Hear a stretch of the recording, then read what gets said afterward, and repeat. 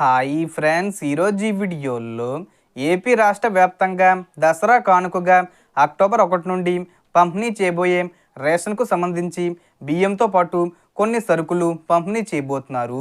మీకు ఈ సరుకులు వద్దంటే ₹1000 వరకు ఇచ్చే అవకాశం ఉంటుంది. అలాగే దసరా రోజున ఈ పథకం కింద వీళ్ళందరికీ ₹15,000 విడుదల చేయబోతున్నారు. సో దానికి సంబంధించిన పూర్తి ఇన్ఫర్మేషన్ ఈ వీడియోలో తెలుసుకుందాం. సో సీఎం చంద్రబాబు నాయుడు గారు రేషన్ కార్డుదారులకు దసరా కానుక ప్రకటించారు. కూటమి ప్రభుత్వం అందరి ప్రభుత్వం, అన్ని వర్గాల జీవితాలు మార్చే ప్రభుత్వం అని చెబుతున్నారు. మహిళలకు ఉచిత బస్సు సదుపాయం, ఆటో డ్రైవర్లకు నష్టపోకుండా వారికి ఆర్థిక సహాయం ఇవ్వబోతున్నారు. ఇక రేషన్ కార్డుదారులకు ఈ దసరా పండుగకు ఊహించని గుడ్ న్యూస్ అందించారు.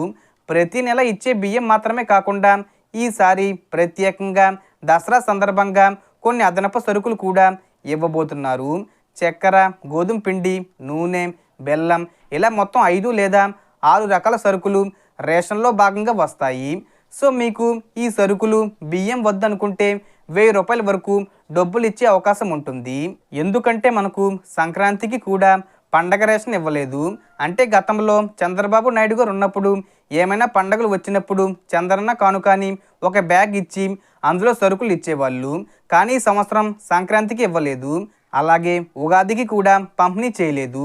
కాబట్టి ఈ దసరా కానుకగా అక్టోబర్ 1 నుండి పంపిణీ చేయబోయే రేషన్ పంపిణీలో ఇచ్చే అవకాశం ఉంది. అలాగే ఎన్నికల్లో చెప్పినట్టుగా ప్రతి ఒక్క ఆటో డ్రైవర్లకు ఏడాదికి ₹15,000 ఆర్థిక సహాయం అందజేస్తామని సీఎం చంద్రబాబు నాయుడు గారు మరోసారి ధృవీకరించారు. సో దసరా రోజునే ఆటో డ్రైవర్లకు ₹15,000 విడుదల చేస్తారు. పేదలపై ఉన్న ప్రేమ వల్ల ఎన్ని కష్టాలున్నా ఈ హామీలను తప్పకుండా అమలు చేస్తామని ఆయన స్పష్టం చేశారు. తన జీవితాంతం పేదవారి పక్షానే ఉంటానని, చివరి శ్వాస వరకు పేదవారి కోసం కృషి చేస్తానని ప్రకటించారు.